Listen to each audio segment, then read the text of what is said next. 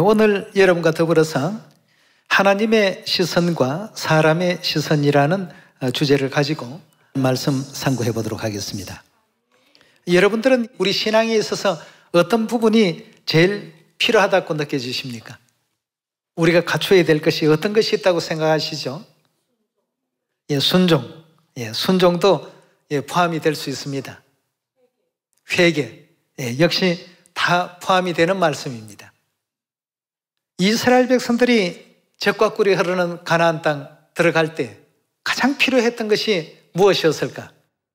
왜냐하면 가나안 땅은 우리 믿음의 광야길에 모형적인 어떤 역사이기 때문에 그때의 역사를 잘 들여다보면 오늘날 우리는 무엇을 준비해서 영적 가나안 땅인 천국에 들어갈 수 있을까?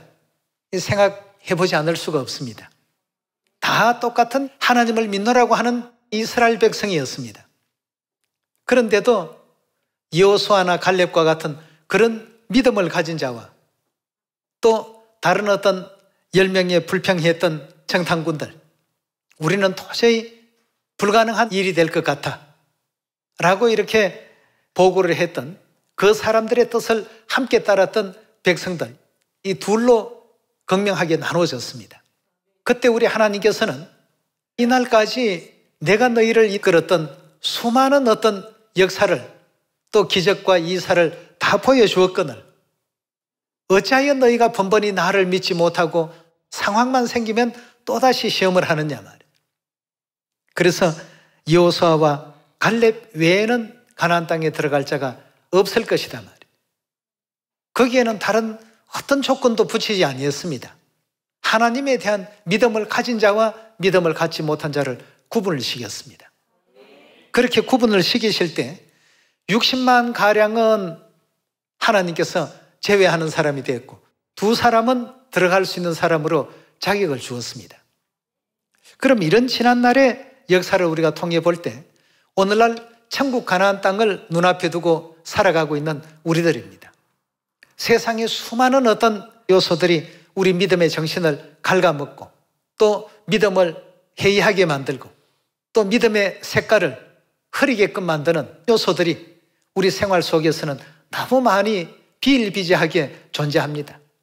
생활의 염려라든가 또 아니면 하나님의 어떤 뜻을 행하는 것보다는 세상적으로 조금 마음이 흔들리는 이런 어떤 등등으로 인해서 우리가 근본 하늘나라에서 이 세상으로 무엇 때문에 왔는가에 대한 최초의 목적을 다 지금 잊어버리고 사는 사람들이 있습니다. 영적으로 바라보면 우리는 하늘에서 범죄하고 이 지상에 잠시 잠깐 회개의 어떤 시간을 갖게 하기 위해서 하나님께서 인생이라는 육체의 장막을 설 수 있는 기회를 주셨습니다. 그래서 오늘 하나님의 시선과 사람의 시선, 믿음이라는 큰 어떤 차원을 놓고 이 모든 문제를 풀어보면서 히브리서 11장 6절의 말씀 함께 보겠습니다. 믿음이 없이는 기쁘시게 못하나니 하나님께 나아가는 자는 반드시 그가 계신 것과 또한 그가 자기를 찾는 자들에게 상 주시는 이심을 믿어야 할지니라. 믿음으로 노아는 아직 보지 못한 일에 경고하심을 받아 경외함으로 방주를 예비하여 그 집을 구원하였으니 이로 말미암아 세상을 정죄하고 믿음을 쫓는 의의 후사가 되었나니라. 35절로 우리 한번 넘어가 보겠습니다. 여자들은 자기의 죽은 자를 부활로 받기도 하며 또 어떤 이들은 더 좋은 부활을 얻고자 하여 악형을 받되 구차히 면하지 않았더라. 하나님에 대한 올바른 믿음을 갖고서 믿음의 길을 걸어갔던 믿음의 선진들의 모습 속의 한 부분입니다. 36절에 보시면 또 어떤 이들은 희롱과 채찍질뿐 아니라 결박과 옥에 갇히는 시험도 받았으며 돌로 치는 것과 톱으로 키는 것과 시험과 칼에 죽는 것을 당하고 양과 염소의 가죽을 입고 유리하여 궁핍과 환난과 학대를 받았으니 이런 사람은 세상이 감당치 못하도다. 저희가 광야와 산중과 암혈과 토굴에 유리하였나니라. 이 사람들은 다 믿음으로 말미암아 정거를 받은 자들이라고 이렇게 히브리서 11장에는 기록하고 있습니다. 자, 그럼 여러분, 믿음이라고 하는 것에 대한 정의를 우리 한번 내려보도록 합시다. 보이지 않는 추상적인 것을 느낄 수 있는 그런 부분으로 형태를 잡는다는 것이 쉽지 않은 일입니다. 그러나 간단하게 얘기한다면 믿음이라는 것은 우리 속에 하나님의 시선을 갖는 겁니다. 하나님께서 그 모든 사물들을 어떻게 바라보고 계시는가를, 그걸 우리 마음에 그대로 간직하게 되면 그것이 곧 믿음입니다. 네. 여리고성, 그건 하나님 보실 때에는 아무것도 아닌 것입니다. 이스라엘 백성은 메뚜기 같고 가나안 사람들은 사람 같은, 차이가 엄청나게 나기 때문에 싸움도 해보나 마나 원하는 어떤 결과가 나올 것이다. 사람의 시선입니다. 우리가 개미의 세계를 바라본다면 개미 중에 좀 힘센 개미가 있습니다. 힘 약한 개미가 볼 때는 야, 쟤들 굉장히 겁나는 애들이야. 함부로 했다가는 우리가 크게 다쳐. 이렇게 생각하는데 조금 더 힘센 개미나 더 똑똑한 개미나 더 잘난 개미, 못난 개미, 사람의 입장에서 바라보면 아무것도 아닙니다. 하나님께서 바라보시는 모든 시선은 참으로 아무것도 아닌데, 하나님을 믿지 못한 이스라엘 백성들은 자기들 시선으로 여리고성을 바라보니까 도저히 난공불락의 요새처럼 느껴졌습니다. 야, 이거 여리고를 정복하는 이 과정에서 전부 우리가 죽겠구나 말이에요. 이래서 와서 푸념 섞인 얘기를 했습니다. 모세와 아론이 우리를 이 광야를 전부 이제 죽이려고 이렇게 데리고 나온 것밖에는 되지 않는다. 그리고 그 일을 지시하신 하나님도 원망스럽다. 이런 식의 어떤 내용이 온 이스라엘 백성들로 하여금 통곡하게 만든 하나의 요인이 됐던 것입니다. 여러분, 지금 이 시대는 가나안을 목전에 두고 있는 그런 세월 속에 우리가 살아가고 있습니다. 베드로전서 5장에 주신 말씀 가운데도 하나님께서 마귀를 대적할 때 믿음을 가지고 대적하면 저들은 아무것도 아닌 것처럼 될 것이다 말이에요. 사람의 시선으로서 모든 사물을 보지 말고 하나님의 시선으로 보라. 이런 어떤 믿음의 생각을 갖고서 하나님 주신 말씀을 바라보게 되면 이루지 못할 일이 없습니다. 하나님께서 너희는 믿음을 굳게 하여 사단을 대적하라고 했습니다. 그럼 대적하면 어떤 결과가 나옵니까? 사단이 저절로 물러가게 되어 있습니다. 그러나 그렇지 못한 어떤 입장에 있다가 보니까 자꾸 더 두렵고 상대가 더 대단해 보이고 놀랍고, 그래서 오늘 여러분들과 저는 하나님의 예언의 그 시대 속에 살면서 하나님의 시선을 꼭 가져야 된다는 것입니다. 12정탐꾼 중에 10명의 정탐꾼들이 백성들에게 자기들이 보고 온 그 가나안 땅에 대한 모습을 전부 얘기한 장면입니다. 우리는 보기에도 메뚜기 같고 그들은 아낙 자손의 대장부 네피림의 후손들도 거기에 다 보았다 하니까 벌써 이제 기가 자꾸 죽기 시작합니다. 담대함이 사라지고 하나님의 시선보다도 사람의 시선이 온통 마음을 지배합니다. 사람의 시선이 마음을 지배하면 이미 그 사람은 믿음을 다 잃어버린 사람입니다. 믿음을 잃어버리니까 그 어떤 하나님의 성령의 역사도 일어날 수가 없는 조건과 상태가 되어버리죠. 민수기 14장 1절입니다.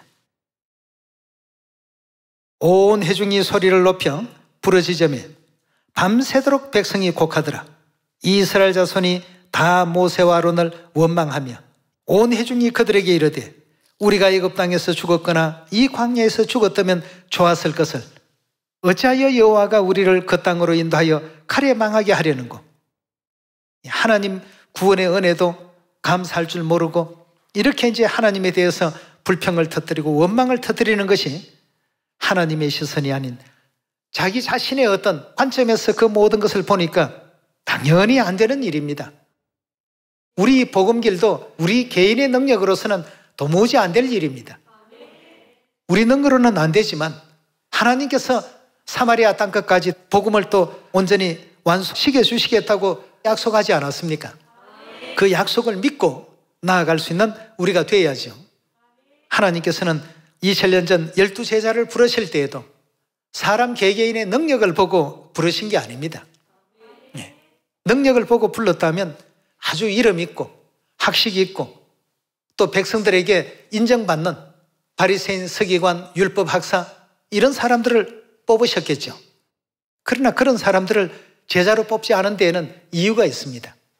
우리 능력을 가지고 하나님의 일을 하시겠다는 그 뜻이 1%도 없기 때문에 어부들을 택하시고 그 당시에 또 천하디 천한 세리들을 뽑으시고 그 사회에 있어서 주로 그 하류에 속하는 이런 사람들을 택해서 대제사장 또 아니면 그 높은 율법 학사 이런 사람들을 오히려 부끄럽게 만드시는 이런 놀라운 역사를 이루어내셨습니다.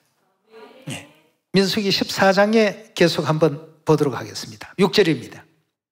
그 땅을 탐지한 자 중에 누의 아들 여호수아와 여분네 아들 갈렙이 그 옷을 찢고 이스라엘 자손의 온 회중에게 일러 가로되 우리가 두루 다니며 탐지한 땅은 심히 아름다운 땅이라. 여호와께서 우리를 기뻐하시면 우리를 그 땅으로 인도하여 들이시고 그 땅을 우리에게 주시리라. 이는 과연 젖과 꿀이 흐르는 땅이니라. 오직 여호와를 거역하지 말라. 그 땅 백성을 두려워하지 말라. 그들은 우리의 밥이라 꾸였습니다.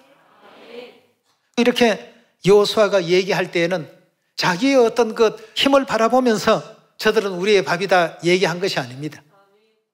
여호수아는 너희가 밟는 그 땅은 다 너희 것이 되게 만들어 주겠다고 약속하신 하나님의 약속을 믿는 믿음으로서 이런 말을 할 수가 있었습니다. 예. 저들은 우리의 밥이라. 그들의 보호자는 그들에게서 떠났고 여호와는 우리와 함께 하시느니라. 그들을 두려워 말라. 이렇게 이제 여호수아는 계속 백성들에게 하나님을 일깨우는 일에 노력을 했습니다. 여러분, 우리가 이 시대를 살아가면서 정말 참 필요한 것이 믿음입니다. 열천의 비유 가운데서도 다섯은 미련하고 다섯은 설기 있더라. 왜 설기 있다고 했습니까? 뭘 준비했길래요? 믿음의 기름을 많이 준비해 놨습니다.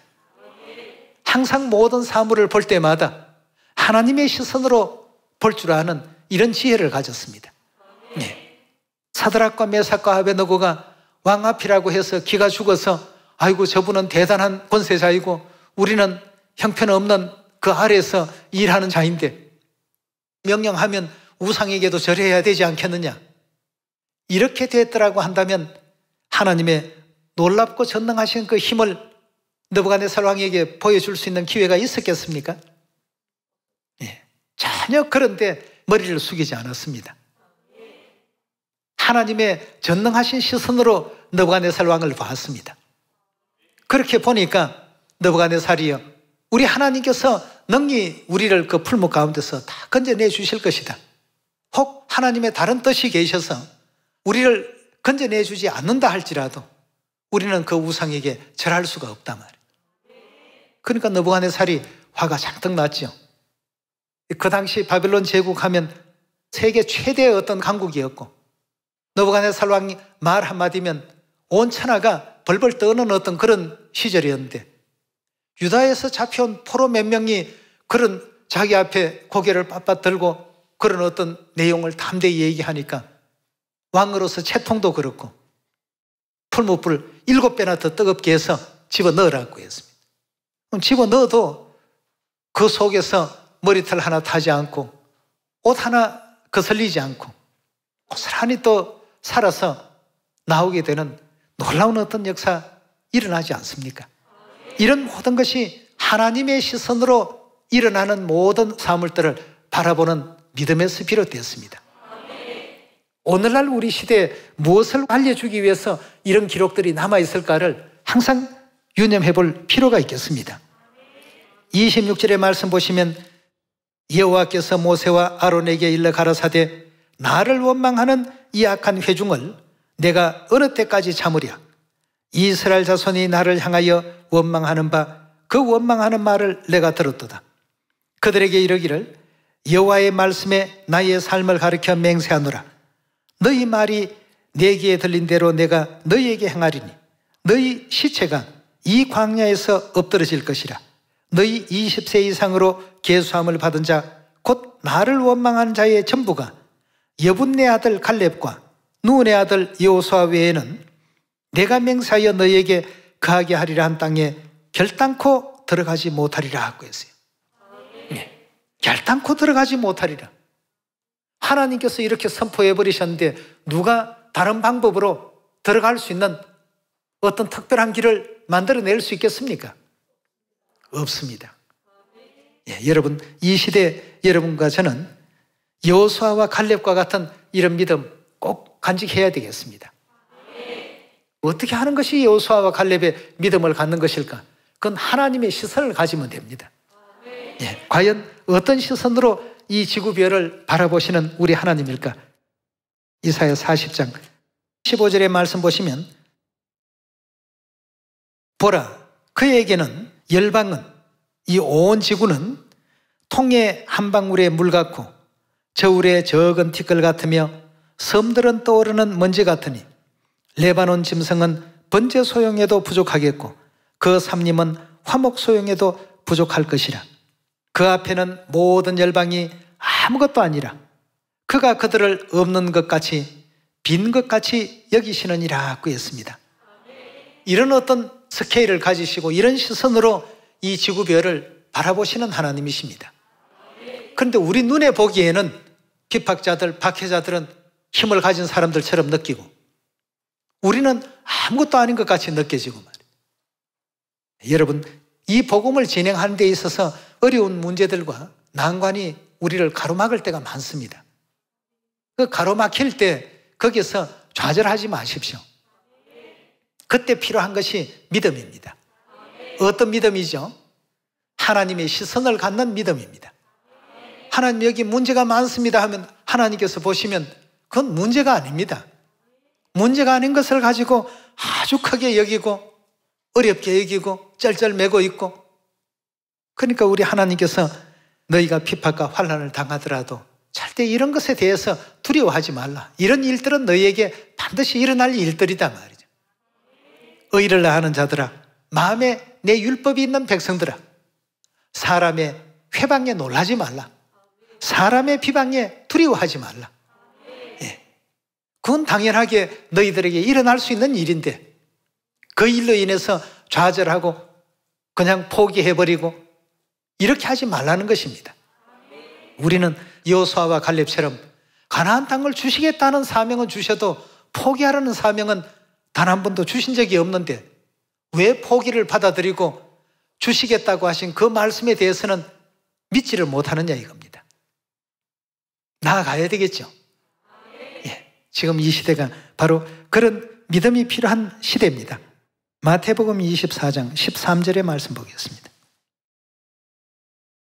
그러나 끝까지 견디는 자는 구원을 얻으리라. 이 천국 복음이 모든 민족에게 전거되기 위하여 온 세상에 전파되리니. 하나님께서 육체를 입고 이 땅에 오셔서 친히 주신 말씀입니다. 전파하라고 하시는 사명은 우리가 받았어도 전파하는 것을 포기하라는 사명은 누구에게도 하나님께서 내린 적이 없습니다. 그럼 우리는 야, 이거 과연 될까? 이걸 고민하고 걱정하는 것이 아니라 하나님께서 되리니라고 하신 이 사명에 더욱더 창념할 줄 아는 믿음을 가져야 되겠습니다. 하나님 안에서는 능치 못할 일이 없습니다. 그 능치 못할 일이 없는 하나님의 시선을 우리가 갖고서 여기 지금 주신 사마리아 땅 끝까지 복음을 다 전파하라는 이 말씀도 같이 받아들여야 안 되겠습니까? 다 됩니다. 예. 지금 뭐 코로나 때문에 안 되고 뭐 때문에 안 되고 때문에 한다면 이거 큰일입니다.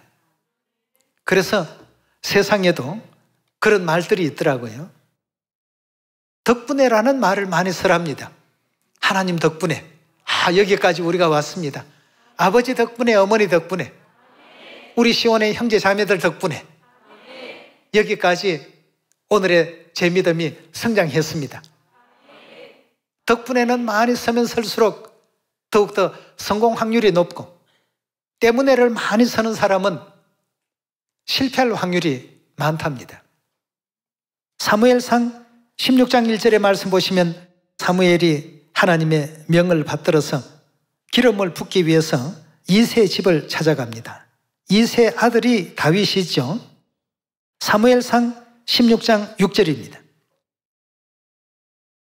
그들이 오매 사무엘이 엘리압을 보고 마음에 이르기를 여호와의 기름 부으실 자가 과연 그 앞에 있도다 하였더니 여호와께서 사무엘에게 이르시되 그 용모와 신장을 보지 말라. 내가 이미 그를 버렸노라. 나의 보는 것은 사람과 같지 아니하니 사람은 외모를 보거니와 나 여호와는 중심을 보느니라 하고 했습니다. 그 중심 속에 뭘 보신다는 얘기입니까? 믿음을 보겠다는 것입니다. 엘리압도 물론 믿음이 좋지만 다윗은 그보다도 더 절대적으로 하나님을 의지하고 신뢰하고 믿으니까 믿음의 어떤 그 경중으로 볼 때에는 엘리압은 다윗을 따라올 수가 없다는 것입니다. 그래서 하나님께서 결국 다윗을 택하시는 장면이 있습니다. 11절의 말씀 보시면 또 이새에게 이르되 내 아들들이 다 여기 있느냐? 이새가 가로되 아직 말째가 남았는데 그가 양을 지키나이다. 사무엘이 이새에게 이르되 보내어 그를 데려오라. 그가 여기 오기까지 우리가 식사 자리에 앉지 아니하겠노라. 이에 보내어 그를 데려오매 그의 빛이 붉고 눈이 빼어나고 얼굴이 아름답더라. 여호와께서 가라사대 이가 거니 일어나 기름을 부어라. 사무엘이 기름불을 취하여 그 형제 중에서 그에게 부었더니 이날 이후로 다윗이 여호와의 신에 크게 감동되니라. 사무엘이 떠나 라마로 가니라 하고 했습니다. 하나님의 기름 부음을 받은 이 다윗이다 보니까 사자도 곰도 두렵지가 않습니다. 그런 어떤 믿음을 갖고 누구를 물리칩니까? 17장 32절의 말씀 보겠습니다. 다윗이 사울에게 고하되 그를 인하여 사람이 낙담하지 말 것이라. 주의 종이 가서 저 블레셋 사람과 사울이이다. 사울이 다윗에게 이르되 너가 가서 저 블레셋 사람과 싸우기에 능치 못하니 너는 소년이요 그는 어려서부터 용사임이라. 다윗은 소년의 티가 역력하고 골리앗은 어릴 때부터 용사 중에 용사로 명성을 떨치던 용장인데 그와 더불어서 다윗이 싸우겠다고 하니까 그 사울의 시선으로 볼 때에는 다윗이 가면 정말 참 초라하게 패배할 수밖에 없는 그런 어떤 입장이라는 것이 눈에 금방 들어왔습니다. 그러나 다윗은 달랐습니다. 뭐라고 했는지 우리 34절에 봅시다. 다윗이 사울에게 고하되 주의 종이 아비의 양을 지킬 때 사자나 곰이 와서 양떼에서 새끼를 움키면 내가 따라가서 그것을 치고 그 입에서 새끼를 건져내었고 그것이 일어나 나를 해하고자 하면 내가 그 수염을 잡고 그것을 쳐주겠나이다. 어린 소년이 무슨 힘이 있다고 이렇게 할 수 있겠습니까? 그러나 다윗은 가서 양을 그 입에서 건져내 오기도 했고 그것이 오히려 다윗을 해하기 위해서 덤벼들면 수염을 잡고 그걸 쳐주기까지 했다고 말이에요. 그럼 다윗이 이런 어떤 태도가 어디에서 나왔느냐는 것입니다. 하나님께부터 기름 부음을 이미 받았다는 것에 대한 큰 믿음을 가지고 있었습니다.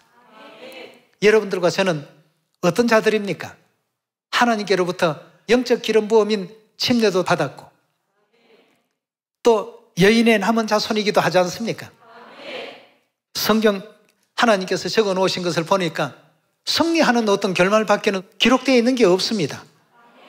우리는 이렇게 말씀 주신 하나님의 말씀만 믿으면 됩니다. 그 말씀을 믿지 못했던 이스라엘 백성들이 그들이 처한 상황에 대해서 하나님께 대해서 또 지도자에 대해서 원망하고 불평하고 전부 그런 나약하고 여린 믿음을 갖고 있다가 보니까 하나님을 기쁘시게 못했습니다. 다윗이 뭐 골리앗보다 더 체격이 커서 가서 이겼습니까? 그가 어떻게 이기는지 한번 보세요. 43절의 말씀 봅시다. 블레셋 사람이 다윗에게 이르되 너가 나를 개로 여기고 막대기를 가지고 내게 나왔느냐 하고 그 신들의 이름으로 다윗을 저주하고 또 이르되 내게로 오라. 내가 너의 그 고기를 공중의 새들과 들짐승에게 주리라. 다윗이 블레셋 사람에게 이르되 너는 칼과 창으로 단창으로 내게 오거니와 나는 만군의 여호와의 이름 곧 너가 모욕하는 이스라엘 군대 하나님의 이름으로 내게 가노라고 했습니다. 여러분, 다윗이 이런 믿음을 왜 가졌냐 하면 자신은 하나님께로부터 기름 부음을 받은 자라는 이 사실에 대한 큰 어떤 믿음이 있었습니다. 여러분과 저도 우리는 여인의 남은 자손이다 하는 이 큰 믿음을 가져야 됩니다. 사마리아 땅끝까지 이 복음을 전파하는 모든 그 행보 하나하나에는 내가 반드시 너와 함께 할 것이다. 회방도 받고 비방도 받고 뭐 여러 가지 우리가 원치 않는 어떤 악조건 가운데 있더라도 믿음을 갖고 진행을 해야 되는데 조금 하다가 보니까 뭐 몇몇 사람이 회방하니까 이거 뭐 이런 분위기는 한 번도 내가 겪어보지 못했는데 그만할란다. 포기해버리고 말이에요. 포기하는 사명은 우리 하나님께서 주신 사명이 아닙니다. 내가 끝까지 너희와 함께 할 것이라고 약속을 주셨는데 여기에 대한 어떤 믿음을 잃어버려서는 우리가 안 되는 것입니다. 46절입니다. 오늘 여호와께서 너를 내 손에 붙이시리니 내가 너를 쳐서 내 머리를 베고 블레셋 군대의 시체로 오늘날 공중의 새와 또 땅의 들짐승에게 주어 온 땅으로 이스라엘 하나님이 계신 줄을 알게 할 것이다. 또 여호와의 구원하심이 칼과 창에 있지 아니하고 이 무리로 알게 할 것이라. 전쟁은 여호와께 속한 것인즉 그가 너희를 우리 손에 붙이시리라. 블레셋 사람이 일어나 다윗에게 마주 가까이 올 때 다윗이 블레셋 사람에게 마주 그 항우를 향하여 빨리 달리며 손을 주머니에 넣어 돌을 취하며 물매로 던져서 블레셋 사람의 이마를 치매 돌이 그 이마에 박히니 땅에 엎드러지더라고 했습니다. 골리앗의 어떤 그 전쟁하는 기술 이런 것이 여기에는 단 1%도 적용이 안 됐습니다. 믿음을 가진 자 앞에서는 그런 것이 아무것도 아닌 것이 되어버립니다. 그가 가지고 있는 좋은 도구들 그 어떤 도구라도 다윗을 해할 수 있는 도구는 없었습니다. 믿음을 가진 사람 앞에서는 모든 형국이 이렇게 된다는 사실을 우리는 결단코 어느 순간이라도 잊어버리면 안 되겠습니다. 지금 이 시대는 믿음이 필요한 시대입니다. 원수 마귀와 대적해야 된다는 이 사실을 우리에게 또 일깨워주고 계시지 않습니까? 베드로전서 5장 7절입니다. 너희 염려를 다 주께 맡겨버리라. 이는 저가 너희를 권고하심이라. 근신하라 깨어라. 너희 대적 마귀가 우는 사자같이 두루 다니며 삼킬 자를 찾나니 너희는 어떻게 하라고 했습니까? 믿음을 굳게 하여 저를 대적하라. 이는 세상에 있는 너희 형제들도 동일한 고난 당할 줄을 알미니라. 모든 은혜의 하나님 곧 그리스도 안에서 너희를 부르사 자기의 영원한 영광에 들어가게 하시니가 잠깐 고난받는 너희를 친히 온전케 하시며 굳게 하시며 강하게 하시며 들을 견고케 하시리라고 했습니다. 두려워하지 말라라고 하셨죠. 담대하라고 말씀하셨죠. 내가 너를 도울 것이라고 말씀하셨죠. 늘 믿음의 기름을 준비를 많이 해야 된다고 말은 많이 하는데 믿음의 기름을 어떻게 준비해야 될까? 여러분, 하나님의 시선을 가지시면 됩니다. 사사기서에 보면 용사들을 하나님께서 뽑으실 때에도 두려워 떠는 자들은 어떻게 하라고요? 다 집으로 가라고 했습니다. 두렵다, 떨린다 하는 것은 하나님의 시선을 갖지 못하기 때문에 저들은 대단해 보이고 어떤 병장기도 많고 말들도 많고 낙타도 많고 병사 수도 13만 5천이나 되고 우리는 보니까 겨우 3만 2천인데 자칫 잘못하다가 개죽음 밖에는 안 되겠다. 그래서 그런 사람들은 다 돌려보내라고 했습니다. 믿음을 갖지 못하는 사람들은 다 돌려보내고 결국 남은 300명 가지고 승리를 거두지 않습니까? 그럼 300명은 다 어떤 자들인가? 절대적으로 하나님만 의지하는 자들이죠. 하나님은 이처럼 언제나 우리 중심을 보시고 그 중심에 믿음을 가진 사람들을 뽑습니다. 사람의 어떤 외모를 보고 뽑고 학력을 보고 뽑고 재력을 보고 뽑고 권력을 보고 뽑으시는 하나님이 아니시더라는 것이죠. 여호수아서 1장을 보더라도 하나님께서 내가 너와 함께 할 것이다. 두려워하지 말라. 하나님의 약속을 이렇게 받고 여호수아도 가나안 정복 사업 시작했습니다. 하나님의 약속이 있으니까 뭐 하나도 두렵지 않습니다. 우리도 하나님께서 약속하신 바가 계시지 않습니까? 이 복음이 사마리아와 땅끝까지 다 전파되리니. 또 마태복음 28장에 보면 뭐라고 했죠? 모든 족속에게 가서 아버지와 아들과 성령의 이름으로 침례를 다 베풀고 내가 너희에게 분부한 모든 것을 가르치고 또 그들도 지킬 수 있도록 하라. 우리가 받은 사명이 그것이라면 그 사명대로 준행하시면 되겠습니다. 그 사명을 받은 사람은 하나님께서 능력을 주십니다. 다윗과 같은 믿음도 주시고 지혜도 주십니다. 우리 모두가 깨어나서 또 일어나서 예루살렘의 빛, 아버지의 진리의 빛 힘차게 발할 수 있는 시온의 형제 자매들 다 되어주시길 부탁드리면서 오늘 말씀 마치도록 하겠습니다. 감사합니다.